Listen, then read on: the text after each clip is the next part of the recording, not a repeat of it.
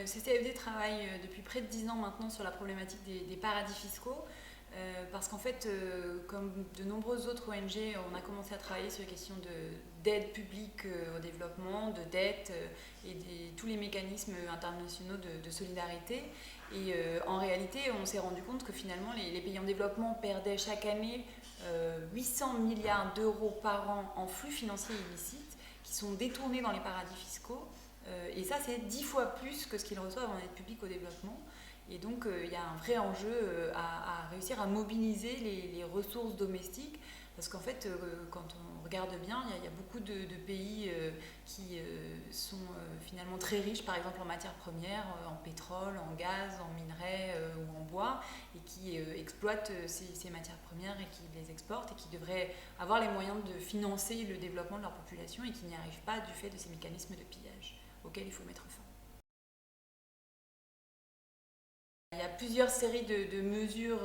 à prendre pour lutter efficacement contre les paradis fiscaux. Il y a des mesures qui peuvent être prises pour lutter contre l'opacité des territoires. C'est un peu ce qu'a essayé de faire la communauté internationale et le G20 depuis 2009, avec toutes les limites qu'on connaît, parce que chaque pays du G20 a protégé ses propres paradis fiscaux qui dépendent de lui.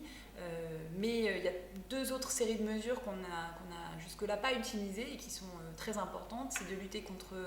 les utilisateurs des paradis fiscaux et contre tous les intermédiaires financiers. Donc les utilisateurs des paradis fiscaux, ce sont les entreprises multinationales et donc il faut les obliger à être beaucoup plus transparentes, notamment à faire une transparence pays par pays sur là où elles créent de la richesse, là où elles paient des impôts et là où elles font des bénéfices. Et puis, il faut travailler davantage sur les intermédiaires, donc les banques, les sociétés de services, les avocats fiscalistes, etc., qui conseillent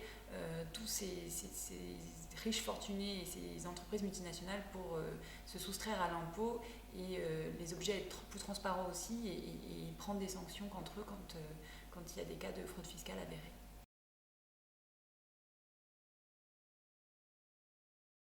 Si on arrivait à mettre fin à cette évasion fiscale massive et donc à ce pillage des ressources publiques dans les pays en développement comme partout ailleurs, eh bien les États arriveraient à collecter beaucoup plus de recettes pour financer des politiques publiques de qualité, donc payer des hôpitaux, des écoles, investir dans l'agriculture, dans les infrastructures, etc. Ils seraient beaucoup moins dépendants de flux éventuellement d'aide, de flux extérieurs, et